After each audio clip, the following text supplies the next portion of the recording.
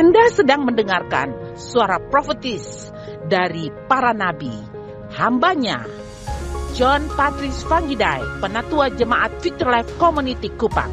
Dengarkanlah dan lakukanlah perintah Tuhan melalui para nabi, maka engkau akan berhasil. Selamat mendengarkan. Puji Tuhan. Baik saudara kekasih, terima kasih semuanya itu. Hari ini kita juga masih berbicara tentang kuasa profetik. Bilang di kiri kanan, alami kuasa profetik. Haleluya. Kita bicara hari ini tentang keyakinan Anda tentang penyaliban Yesus Kristus. Umat Tuhan, pemahaman kita yang benar tentang salib ini akan menolong kita.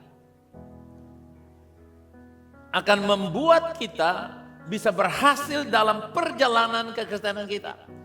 Karena saya katakan salib itu adalah jembatan yang akan menghubungkan Tuhan dengan orang percaya atau Tuhan dengan dunia, dunia dengan Tuhan melalui salib. Salib telah menjadi simbol agama Kristen, tetapi salib lebih dari sekedar perhiasan yang tergantung di leher saya dan saudara. Bukan sekedar hiasan. Penyaliban Kristus itu penting dan memahaminya dengan benar menentukan apakah kita memiliki hidup yang kekal atau tidak. Karena menjadi Kristen tanpa mengalami karya salib dengan benar akan membuat kita tidak bisa mengalami karya itu dalam hidup kita. Salib itu bukan sekedar eksekusi orang Yahudi, saudara, seorang Yahudi di kayu salib. Tapi salib adalah peristiwa solusi bagi masalah terbesar yang dihadapi oleh manusia, yaitu dosa. Dan akibatnya, itulah yang dibereskan oleh salib. Walaupun di sana ada peran orang Yahudi, ada peran orang Romawi. Tapi titiknya bukan Yahudi atau Romawi. Titiknya adalah solusi Tuhan bagi persoalan manusia, yaitu dosa. Inilah yang saya akan bicara dalam pokok ini, pembahasan ini. Nah, umat Tuhan, Paulus banyak berbicara tentang salib di kota Korintus. Korintus adalah salah satu kota paling korup atau paling rusak moralnya masa itu. Dan berbagai macam sistem kepercayaan yang campur aduk di sana yang membuat filosofi atau pedoman penuntun orang percaya kepada Tuhan atau menjalankan hidup mereka. Ada filosofi yang membuat orang itu miskin. Kenapa? Penghasilan tidak ada, tapi begitu orang mati, dia bisa utang sapi, utang kerbau, utang babi dan sebagainya.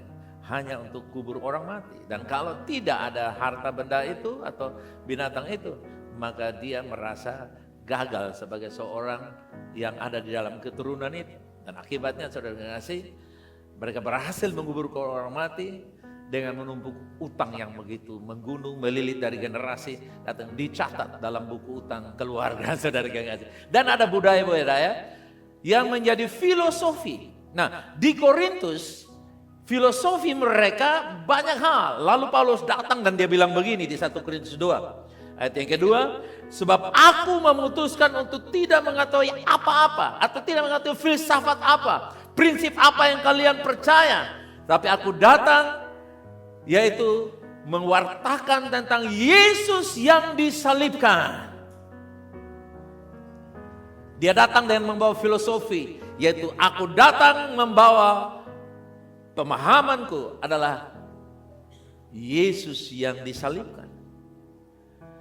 Di dalam 1 Korintus pasal yang pertama ayat yang ke-23 dan 24 di situ dikatakan, tetapi kami memberitakan Kristus yang disalibkan untuk orang-orang Yahudi suatu batu sandungan dan untuk orang-orang bukan Yahudi suatu kebodohan. Ayat 24 baca, tetapi untuk mereka yang dipanggil baik orang Yahudi maupun orang bukan Yahudi, Kristus adalah kekuatan Allah, dan Kristus bagi saya dan saudara adalah apa? kekuatan Allah dan hikmat. Ini yang Paulus gambar-gambar, viralkan di antara berbagai macam filosofi pandangan hidup yang bercampur pada masa itu di Korintus. Jadi meskipun salib merupakan batu sandungan, tapi Paulus bilang tidak. Kristus yang disalibkan adalah kuasa dan hikmat.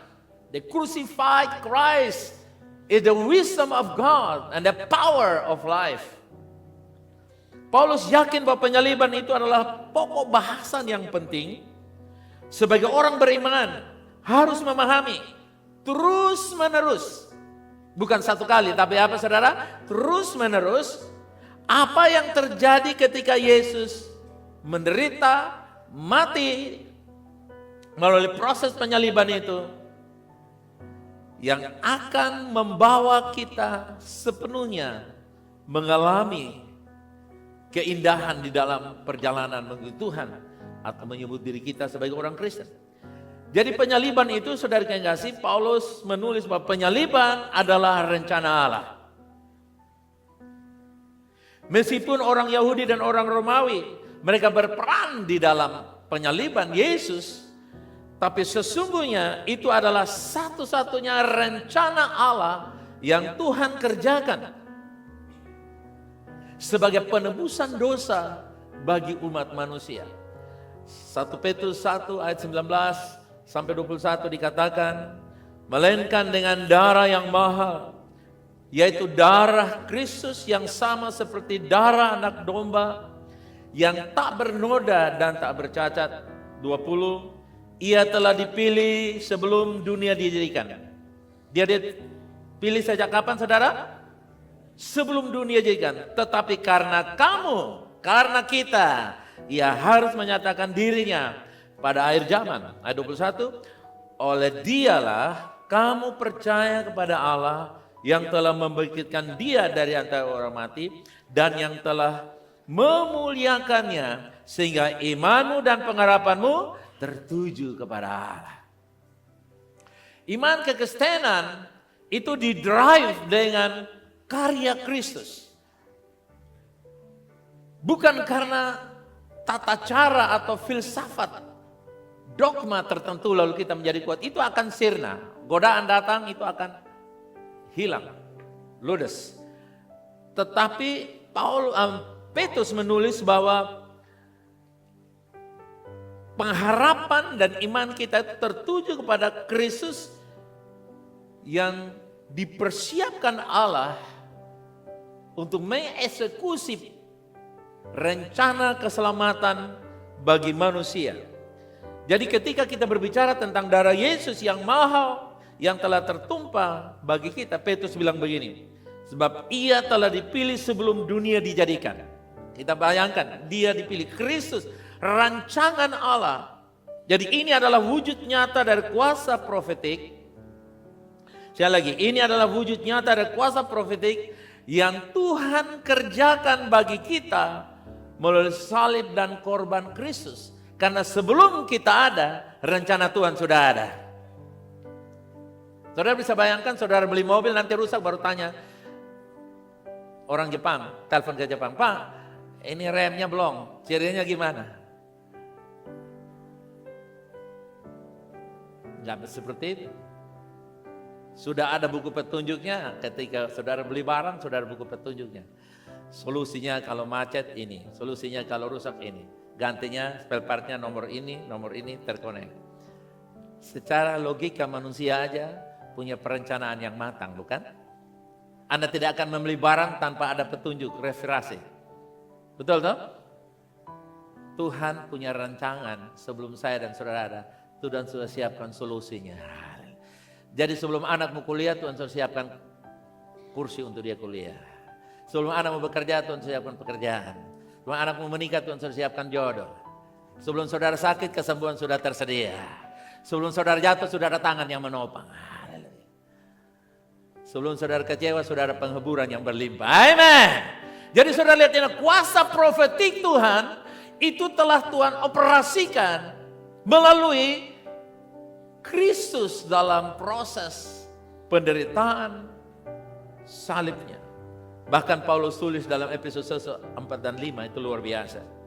Sebab dalam Dia Allah telah memilih kita sebelum, katakan, saya ada sebelum tanggal lahir saya. Katakan. Kasih tahu orang kiri atau kanan, kamu ada sebelum tanggal lahir kamu.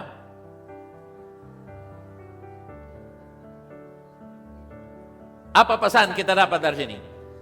Anda tidak hidup berdasarkan kalender, Anda hidup berdasarkan rencana. Kalau kalender bilang bulan tua, kalender bilang ini mulai April, Mei, dan Juni adalah kuartal yang akan membuat Indonesia resesi karena Pak Trump sedang meningkatkan pajak di Kanada, di Meksiko, termasuk juga nanti pajak-pajak dari Indonesia, Cina akan perang macam-macam, saudara kasih. Silahkan. Tapi menurut saya, menurut Alkitab dan kita semua percaya, saya ada karena direncanakan oleh Allah. Amin. Jadi kita berdoa untuk keadaan ekonomi bangsa ini, bangsa-bangsa, ya. Karena masing-masing orang memproteksi dirinya. Kalau sudah saling proteksi dirinya, saya mendapatkan ada kekurangan, maka saya akan berusaha untuk membobol. Kalau saya menjadi negara yang kuat, saya akan bobol negara-negara yang lain dengan kekuatan kemampuan AI, kemampuan teknologi, dan akibatnya nanti kita tidak lagi perang dengan kekuatan militer, tapi kita perang dengan drone-drone, saudara. Siapa yang jatuh? Kalau Indonesia dengan Cina, Indonesia punya jatuh, maka kita hormat. Tidak perlu lagi perang secara fisik, tapi perang-perang dengan ekonomi dan segala macam. Tapi saya mau memberitahukan kepada diri saya dan kita semua, bahwa saya ada bukan kalender manusia, saya ada karena rencana Allah. Sebelum before the foundation of the world, the Lord has chosen us. Katakan, saya dipilih sebelum dunia ada. Come on! Itulah kekuatan rencana profetik Allah yang luar biasa. Ini kekuatan profetik yang luar biasa. Bahkan ayat yang kelima dikatakan, dalam kasihnya Ia telah menentukan kita dari semula oleh Yesus Kristus. Untuk apa? Menjadi anak-anaknya sesuai dengan kerelaan kehendaknya. Hei anak Tuhan, dengar baik-baik. Bapa kita memelihara. Hari-hari ini anak-anak presiden mau berkumpul. Hanya presidennya yang belum tahu kapan berkumpul, saudara kekasih. Tapi dengar saudara kekasih, saya mau ingatkan kepada kita semua bahwa Tuhan memilih kita agar kita menjadi anak-anaknya. Karena itu saudara kekasih, kita tidak perlu kecut hati. Sebelum penciptaan, sebelum ada dosa masuk dunia ini, Allah sudah memberikan rencana penebusan. Dan salib adalah metodenya untuk menggenapinya. Itulah kekuatan profetik. Jadi metode Tuhan dalam mewujudkan rencana keselamatan adalah melalui filosofi salib. Haleluya.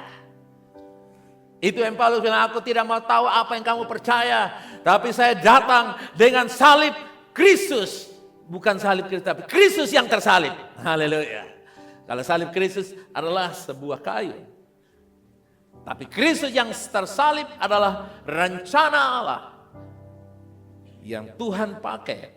Nah umat Tuhan, rencana Tuhan untuk penyaliban putranya dimotivasi oleh beberapa hal. Yang pertama, keberdosan umat manusia.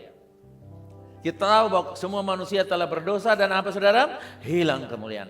Karena keberdosan manusia inilah Tuhan datang dan merencanakan harus beroperasi untuk membereskan. Kemudian yang kedua tentang cinta Tuhan atau kasih Tuhan. Ya. Roma 5 ayat yang ke-8 dikatakan, waktu kita masih berdosa, when we were sin, Jesus died. Jadi Yesus mati waktu kita masih berdosa. Haleluya. Dalam keadaan terpuruk, Tuhan menyatakan kasih-Nya kepada kita. Amen. Lalu yang ketiga, keadilan Tuhan. Nah, umat Tuhan, kita paham bahwa manusia telah berdosa, hilang kemuliaan Allah. Baik. Karena begitu besar kasih Tuhan, saya dicintai, makanya Tuhan mau mati untuk saya. Oke. Tapi kalau bicara soal keadilan, saudara yang kasih, inilah yang harus diberikan pengertian. Karena apa? Dalam Yeskiel dikatakan bahwa orang yang berdosa, Yeskiel 18:4 kalau kita baca, orang yang berdosa itu harus mati karena kesalahannya sendiri. Nah sekarang Alkitab berkata juga bahwa Tuhan begitu mengasihi manusia. Upah dosa adalah maut, tetapi kasih Allah atau kasih karunia Allah adalah apa saudara? Hidup yang kekal. Roma 6 ayat 23. Jadi Tuhan tidak dapat mengabaikan dosa. Tuhan tidak sekedar mengampuni begitu saja. Karena kalau Tuhan abaikan dosa, atau kesalahan ini saya ampuni kamu, maka tidak memenuhi unsur keadilan. Nggak adil. Nah, karena Allah kita adalah Allah yang adil, maka Dia harus bertindak bukan saja mengampuni dosa, bukan saja saudara yang kasih membereskan persoalan manusia, tapi Dia juga harus memenuhi unsur yang ketiga adalah mewujudkan bahwa Dia benar-benar adil agar Dia tidak dipersalahkan. Jadi penyaliban adalah saat dosa, kasih, keadilan bertemu. Apa dan apa saudara? Dosa, kasih dan keadilan berjumpa saudara yang kasih. Ya, berjumpa di salib, itulah saudara yang kasih. Yang namanya keadilan. Pengampunan tanpa salib belum adil. Pengampunan tanpa salib belum ada kasih. Itulah sebabnya saudara yang kasih, Yesus mati di kayu salib untuk menebus, membayar. Kita tahu itu semua. Dia mati untuk membayar dosa-dosa kita. Konsekuensinya, di dalam perjanjian lama itu harus ada korban yang dipersembahkan, yaitu binatang yang dipersembahkan. Karena kasihnya Allah yang besar, Dia mengutus anaknya yang kita sebut anak domba Allah. Hanya Yesus yang memenuhi syarat. Karena sebagai anak Tuhan, sebagai Tuhan dalam wujud manusia, dan adalah satu-satunya yang pernah menjalani kehidupan tanpa dosa. Yesus memenuhi syarat. Karena sebagai manusia, Dia berjalan tanpa dosa. Upah dosa manusia ditimpakan kepada Dia. Dia menanggung semua akibat konsekuensi dari dosa itu. Dan ketika Dia menanggung semua akibat itulah, maka keadilan Tuhan terpenuhi. Oke? Ini yang kita pahami. Jadi ketika kita berbicara soal salib, maka di sana ada dosa, ada kasih, ada keadilan. Kalau kita bicara soal salib, ada apa di sana saudara? Ada dosa. Kalau kita bicara soal ikan kuah asam, di sana ada ikan, di sana ada asam, di sana ada air. Nah, kasih garam, air garam. Nah, kalau kuah asam tanpa ikan, saudara kasih, itu belum lengkap.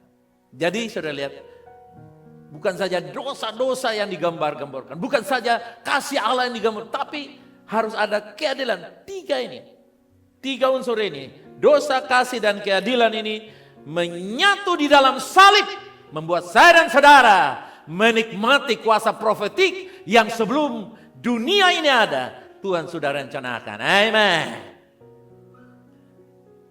Jadi filosofi semua agama saja bisa saja, tapi tidak menjamin keselamatan. Karena proses yang kita bicarakan bukan dogma yang kita bicarakan. Ada yang bisa katakan amin? Nah, ini dia. Jadi salib adalah jantung kehidupan orang Kristen. Bilang kiri kanan, salib adalah jantung kehidupan kekristenan kamu. Amen. Cross is the heartbeat of the Christian life.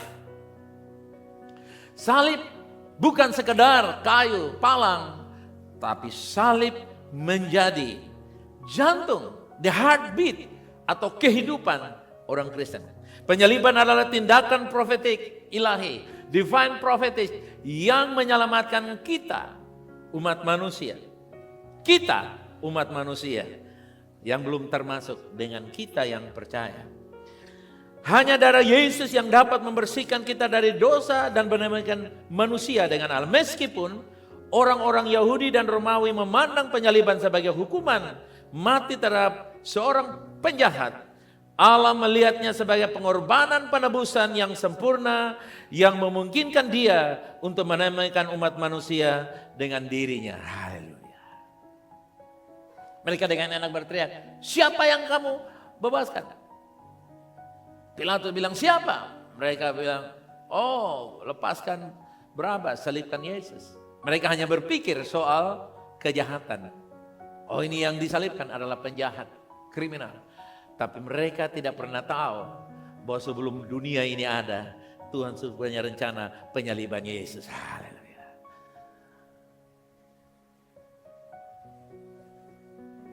Pengorbanan Kristus yang tak terukur melampaui semua pengorbanan sebelumnya. Siapa atau apa yang pernah dikorbankan untuk keselamatan. Begitu Yesus datang, semuanya disingkirkan. Karena dia mengcover segalanya. Ibrani berkata begini. Ibrani 9 ayat 24 sampai 26. Sebab Kristus bukan masuk ke dalam tempat kudus buatan tangan manusia yang hanya merupakan gambaran saja dari yang sebenarnya. Tetapi ke dalam surga sendiri. Untuk apa? Menghadap hadirat Allah guna kepentingan kita. Jadi kalau orang mengabaikan Kristus, nggak ada pengacara, saudara yang kasih. Ya. Dia nggak akan menang dalam perkara itu. Ayat 25. Dan ia bukan masuk untuk berulang-ulang mempersembahkan dirinya sendiri sebagaimana imam besar setiap tahun masuk ke dalam tempat kudus dengan darah yang bukan darahnya sendiri. Ayat 26. Sebab jika demikian ia harus berulang-ulang untuk menderita sejak dunia ini dijadikan. Tetapi sekarang, kapan? Sekarang. Ia hanya satu kali saja menyatakan dirinya pada zaman akhir untuk menghapuskan dosa oleh korban. Menghapuskan dosa oleh korban. Sudah lihat? Nah, kedatangan Kristus yang pertama, after died. Jadi ada BC, before Christ ya. Nah sekarang kedatangan Kristus AD, after died. Tahun 34, 1 sampai 34 kedatangan Kristus. Dia usia 34 tahun. Kalau sampai hari ini sudah 2025, maka tidak terlalu lama lagi sudah 2034, berarti sejak kedatangan Kristus 1 sampai 34, bahkan terhitung pada waktu after died, AD 34 sampai dengan 2034, kurang 9 tahun dari sekarang mungkin. Maka yang kita sebut adalah akhir zaman. Jadi tahun 34 after died itu adalah awal dari akhir zaman. Nah sekarang 2025 kita bukan awal, bukan pertengahan. Kita sudah di mana saudara? Akhir daripada akhir zaman. Bilang kiri kanan, kamu berada di pada akhir zaman punya akhir. Haleluya. The end of the end of the end. Saudara yang kasih. Jadi sekarang saudara yang kasih, saudara lihat viral. Ada gempa bumi, ada peperangan, ada nanti peperangan ekonomi yang saya singgung tadi akan menjadi lebih heboh lagi, saudara kasih.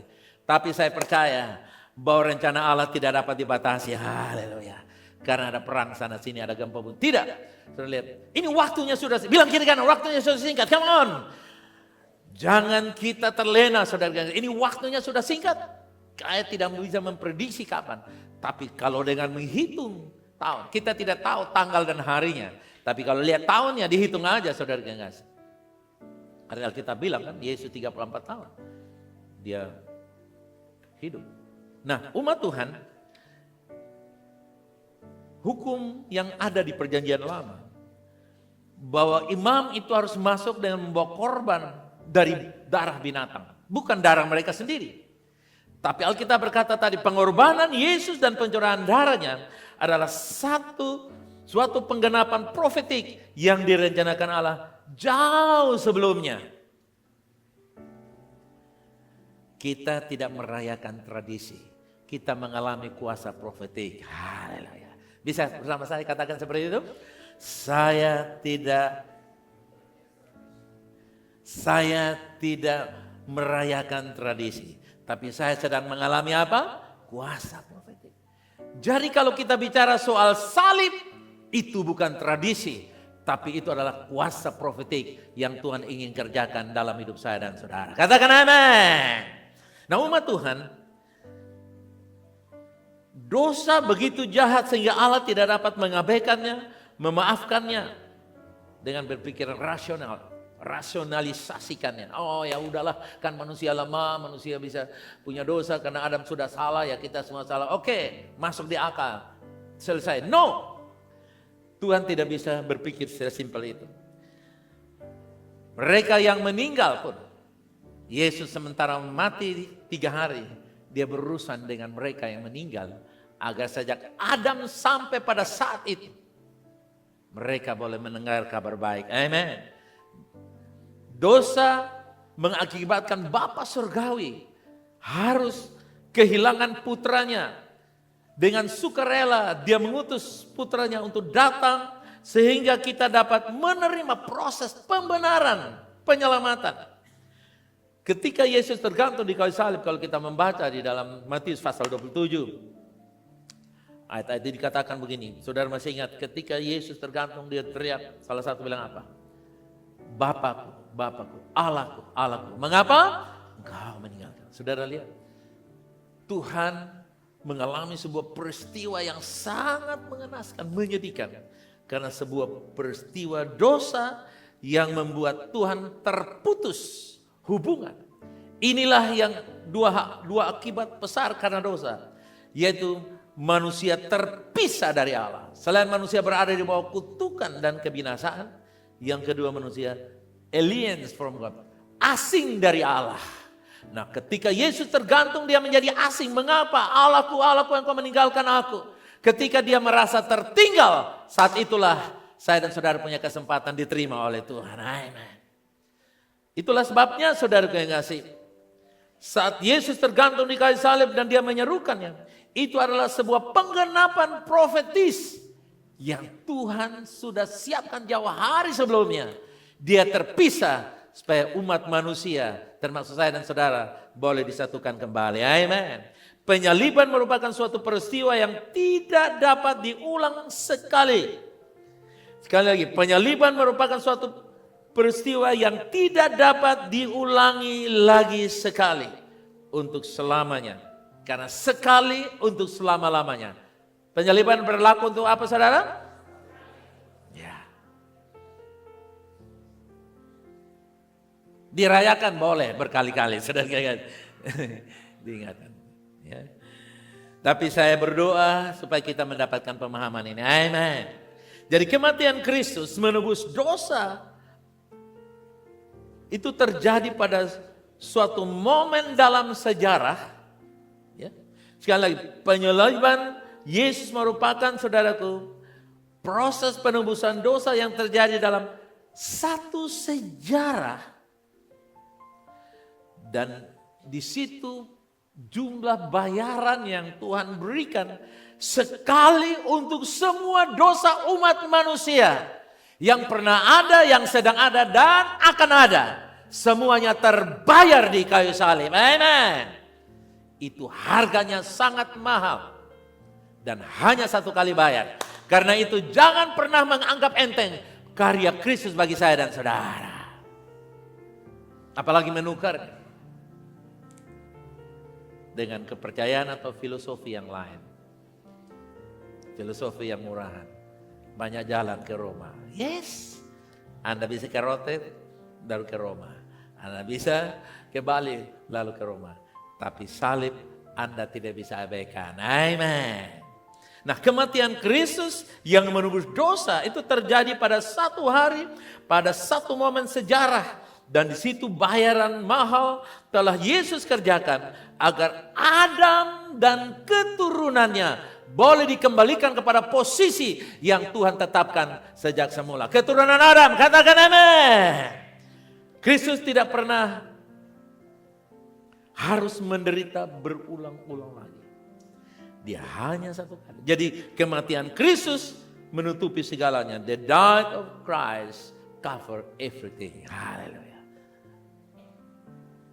Inilah kuasa profetik. Anda bisa bayangkan. Sekali mati dia bereskan semua persoalan. Haleluya. Jadi pengaruhnya sangat luas. Anda bisa bayangkan kekuatannya begitu dahsyat, saudara kekasih. Pengaruhnya sangat, itu seperti satu pil, saudara kekasih. Anda minum, sembuh dari penyakit, utang lunas, setan lari. Wow. Amin. Amin.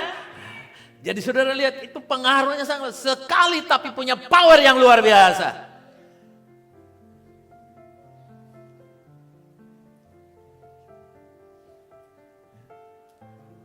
Tidak ada yang dapat dibandingkan dengan apa yang Yesus sudah capai pada waktu itu. Amen.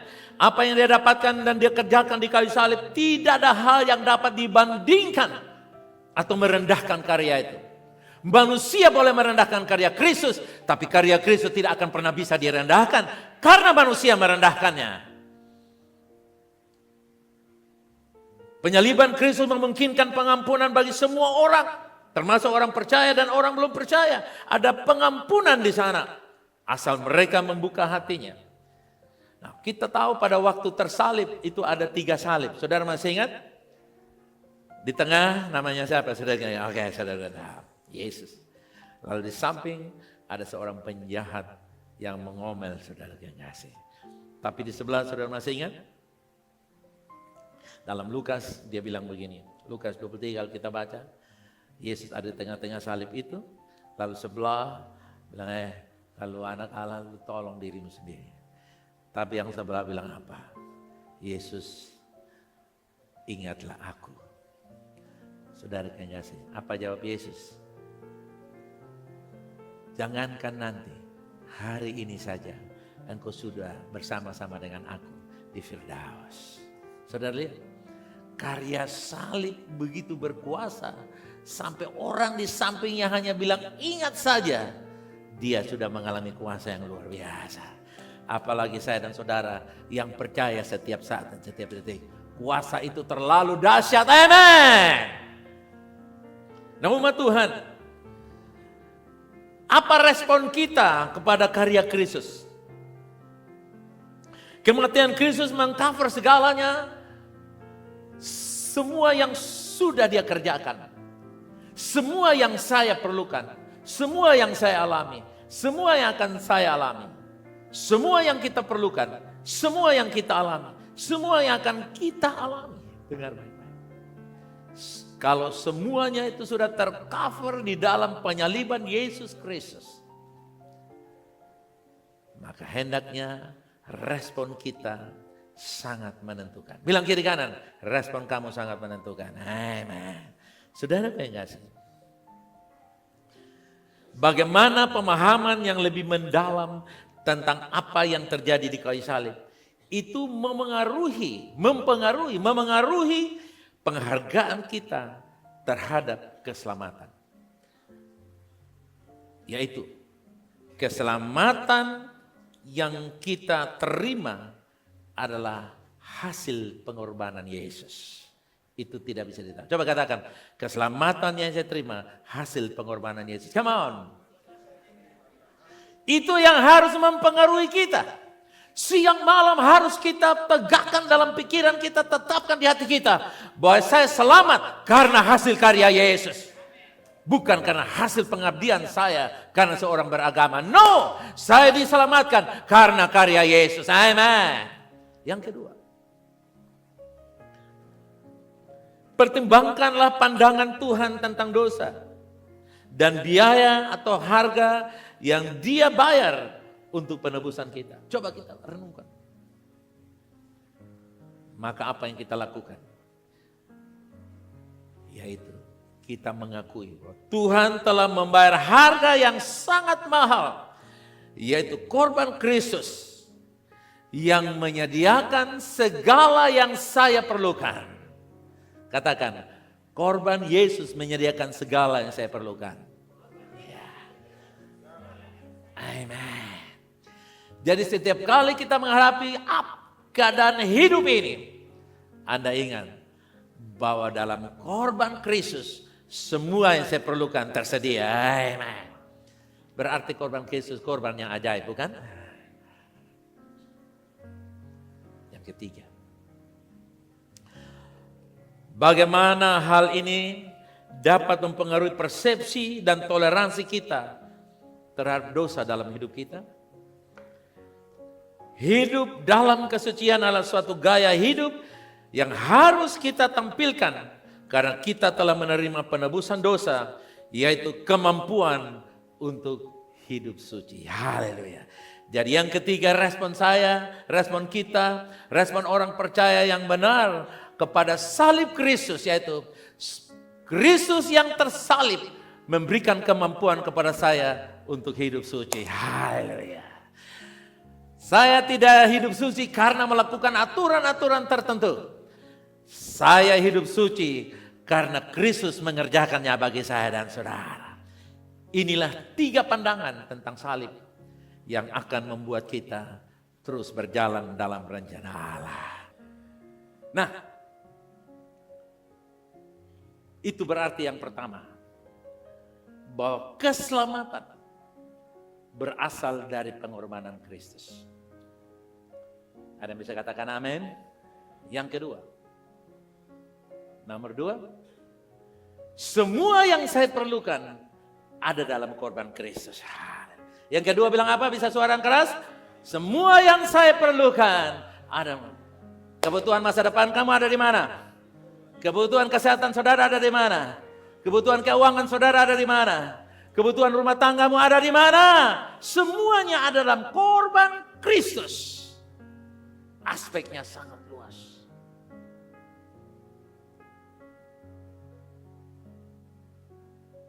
Itu namanya kompleks sacrificial. Itu kalau ada vitamin B kompleks, ada korban kompleks. Saudara enggak? Dia berkorban tapi mencakup semua aspek kehidupan kita. Hey, kebutuhan VLC ada dalam korban Kristus. Amen. Yang ketiga yang terakhir. Baca bersama saya 2, 3. Korban Kristus memberikan kemampuan untuk saya hidup kudus. Kenapa kita percaya Kristus yang tersalib? Karena melalui pengorbanannya saya bisa menjalankan hidup yang kudus. Amen. Saya menjalankan hidup yang kudus bukan karena kekuatan agama saya, bukan karena kekuatan orang tertentu, tetapi saya mau bisa menjalankan hidup yang kudus karena Kristus berkorban agar saya bisa berjalan. Dia menjadi berdosa supaya saya bisa menjadi orang benar. Katakan amin. Mari kita datang kepada Tuhan, kita berdoa meresponi apa yang sudah disampaikan pagi hari ini. Come on. Saya percaya kebenaran ini membuat terobosan bagi kita. Amen. Kebenaran yang akan membuat kita lari lebih kencang lagi. Amen. Kebenaran yang akan memampukan kita untuk mengalami satu kehidupan yang naik lagi ke dimensi tertentu. Amen. Saudara ingat, keselamatan dari Kristus. Semua yang saya perlukan ada dalam korban Kristus. Korban Kristus memampukan kita hidup dalam kebenaran dan kekudusan. Amen. Kasih pujian apa bagi dia? Come on. Haleluya.